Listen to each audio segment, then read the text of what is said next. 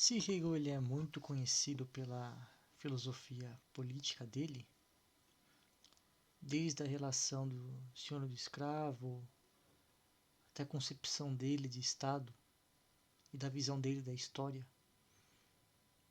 como um tema muito reutilizado por filósofos posteriores. A minha formação particular se deveu à parte mais estética da filosofia hegeliana.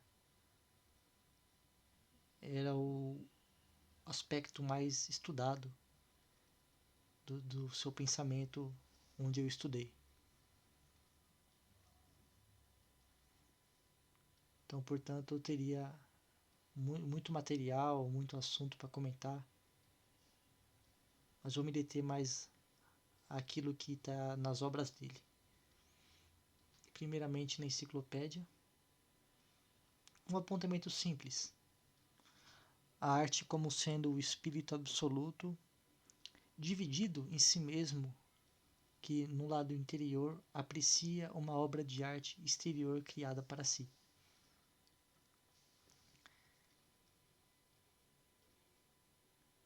E inclusive a obra de arte da arte clássica, ela era um objeto de culto, por isso que ela formava uma individualidade tão perfeita que as pessoas elas cultuavam aquela imagem criada. As várias estátuas de deuses gregos eram um exemplo disso. A de Zeus, na Grécia Antiga, que era das maravilhas da humanidade, e contra a qual, principalmente na Bíblia, era muito combatido no Antigo Testamento. Mas aí já seria um problema mais para a religião, que seria o objeto dos próximos cursos. Nos cursos de estética, propriamente dito, são feitas várias considerações. O belo artístico ele é superior ao natural, pois é uma obra espiritual. Então, mesmo um desenho simples feito por uma criança é por isso mesmo mais belo do que o sol, as estrelas e todas as coisas que foram criadas pela contingência da natureza. O fim da arte é o prazer, mas essa concepção ela deve ser aprofundada pelo filósofo, que vai refletir sobre a arte. A arte ela é a aparência sensível da ideia absoluta. Então, retomando aquela ideia de ontem, enquanto na história a ideia absoluta ela é manifestação em fatos e no decorrer do tempo, na arte você vai ter uma obra individual que vai expressar aquela ideia absoluta. Como objeto, a arte se comporta como espírito finito. A arte faz parte do espírito absoluto, então, portanto, ela é o espírito infinito. Mas ela se finitiza para expressar melhor uma ideia. A beleza artística, como manifestação da ideia, ela é um ideal. Então ela vai ser buscada pelo artista. Na obra, a ideia aparece conforme a uma existência concreta. Então vai tentar se adequar à verdade, à racionalidade, a um objeto existente, a uma realidade concreta.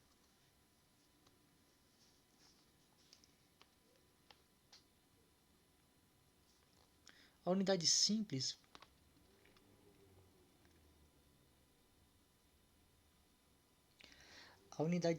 ela vai ser a expressão do divino. Enquanto ela se particulariza em situações adversas, em determinadas cidades, determinadas situações, determinadas pessoas, conjuntos, isso vai determinar um panorama. E nele vai ser realizada uma ação, que é executada por um personagem. Então esse vai ser o esquema geral de uma obra de arte. O universal divino por trás, o particular das situações e as ações singulares de um personagem.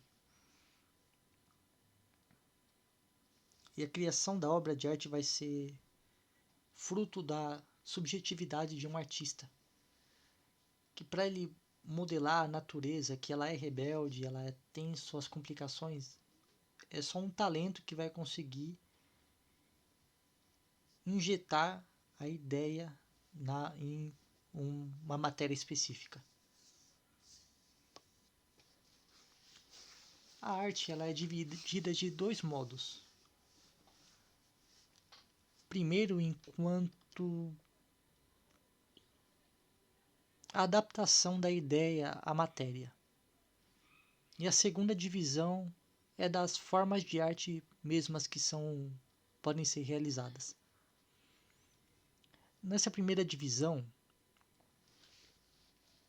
temos o simbolismo, a arte clássica e a arte romântica. A arte simbólica, ela existe de tal forma que a matéria ela vai ser ultra configurada e o ideal não vai ser tão cheio de conteúdo. Na arte clássica, por outro lado, você vai ter uma perfeita conformidade entre a ideia e a matéria. Na arte romântica, por fim, a ideia que se tenta expressar ela é muito maior do que o esforço artístico que é feito mesmo. Nenhum esforço artístico seria possível de expressar a ideia que está tentando relatar. O simbolismo ele tem 3 fases. Simbolismo inconsciente, enquanto unidade imediata com o absoluto. Simbolismo sublime, enquanto encontro de uma individualidade com esse absoluto. E o simbolismo consciente. São as formulações lógicas que são dadas ao absoluto. Então, como exemplo do simbolismo inconsciente, temos as grandes religiões orientais, como o hinduísmo, o budismo, e aquelas... o budismo não tanto, mas o hinduísmo com uma explicação extremamente elaborada da divindade, que é quase como um delírio. Simbolismo sublime retoma aquela categoria do Kant, do sublime como algo extremamente grande que o indivíduo ele não consegue aprender num só relance. É, por exemplo, representado pela mística cristã, na qual um devoto, ele de vez em quando ele tem influxos da presença do divino, o divino que vai entrar em contato com ele. E por fim, o simbolismo consciente é a criação de metáforas e parábolas que vão explicar uma realidade, mas que agora ela já é mais compreensível para o sujeito.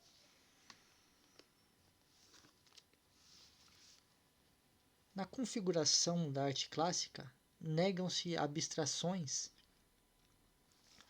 tanto dos animais, como não podendo representar o divino, tanto deuses primordiais como titãs, que são muito abstratos. Portanto, o ideal clássico vai ser uma individualidade divina, que pega as características humanas, mas que as tornam absolutas e perfeitas. A dissolução da arte clássica se dá na configuração desses deuses como tendo subjetividades e ações particulares que sempre se dão de encontro com o destino. Assim chegamos na forma de arte romântica, cuja primeira expressão vai ser o cristianismo nascente. O amor de Cristo, que fez ele seguir sua paixão e que depois derramou o Espírito Santo sobre os apóstolos e a comunidade, que deu sequência à sua obra, e da qual existem várias manifestações, como milagres, as vidas religiosas, Inclusive, para citar aqui um exemplo, uma das obras mais bonitas que me marcou muito é a Tentação de Santo Antão. Foram feitas várias representações dessa cena na arte e todas elas me impactam muito. A próxima manifestação da arte romântica é a cavalaria. Ao afirmar a subjetividade, esse interior livre que se descobre a partir do amor de Cristo, individualmente o sujeito ele vai desenvolver honra e não vai se deixar subjugar por situações ou por pessoas que tentam diminuí-la. Outra manifestação desse espírito é a lealdade com alguém que te faz bem, é a fidelidade ao suzerano.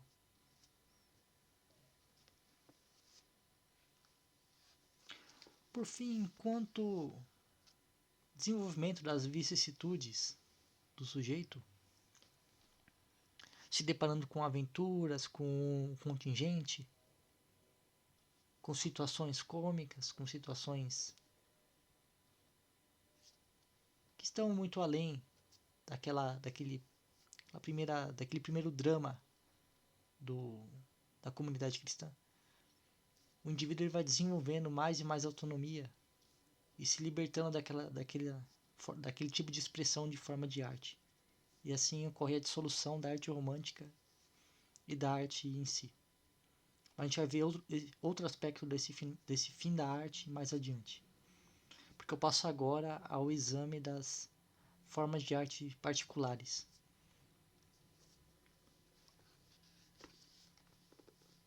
Sobre se nessa primeira divisão a gente via como que o ideal se adaptava à matéria, agora a gente vai ver que tipo de matéria é usada para se expressar uma determinada arte. Serão a forma da arquitetura, escultura, pintura, música e poesia com as suas subdivisões. A primeira, a arquitetura, ela é como que a arte simbólica, do simbolismo,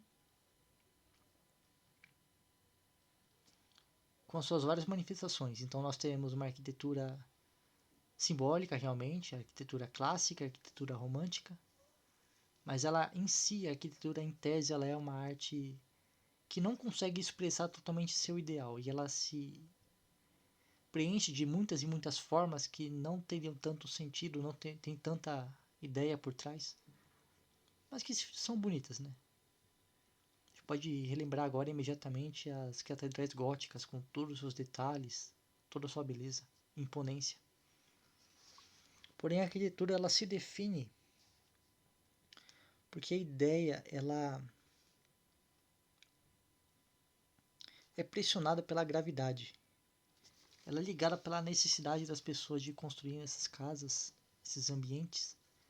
Então ela é muito ligada na natureza ainda.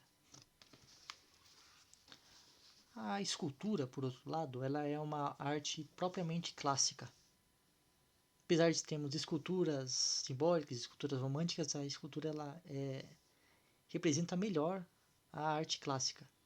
Porque nela a individualidade ela é completamente bem acabada num todo, numa obra de arte individual.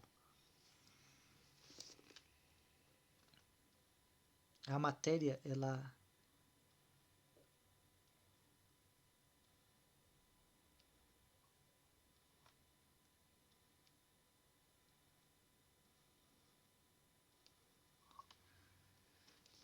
tenta cobrir uma forma de arte individual. Assim a gente pode relembrar esculturas gregas dos deuses, esculturas de Atenas, esculturas de Afrodite, esculturas de Zeus, de Apolo.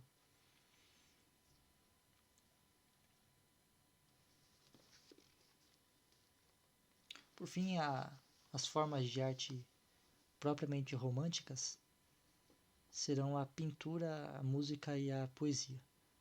A pintura, primeiramente, porque ela apela ao interior do sujeito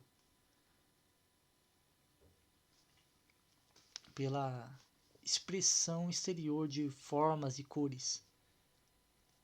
Então, quando eu vejo, como naquela pintura, isto não é um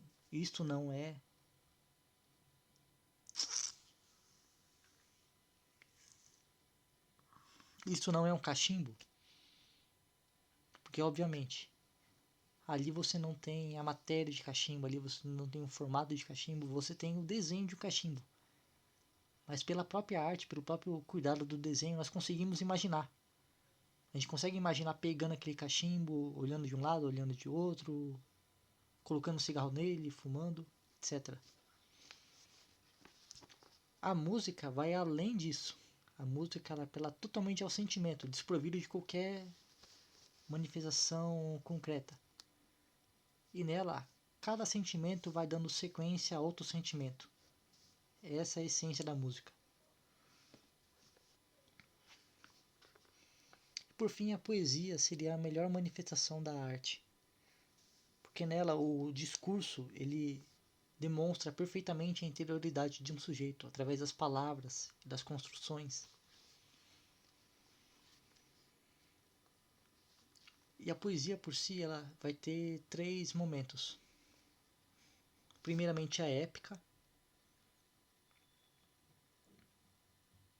a qual tem por objeto uma ação completa, da qual o rapsodo ele vai contar metricamente os cantos e declamar aquela ação toda. Outra forma de poesia é a lírica, enquanto expressão do sentimento interior. E por fim o drama, qual existe esse intercâmbio de ações que geram sentimentos, sentimentos que geram ações, essas ações geram sentimentos, sentimentos geram ações, e assim por diante. 3 manifestações do drama serão os seguintes: a tragédia, enquanto os fatos objetivos e o mundo ele vai ser opressor ao indivíduo.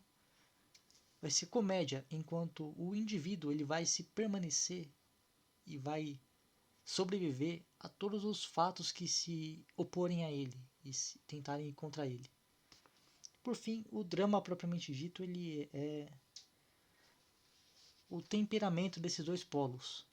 É um equilíbrio. O drama propriamente dito ele é posto no final das formas de arte,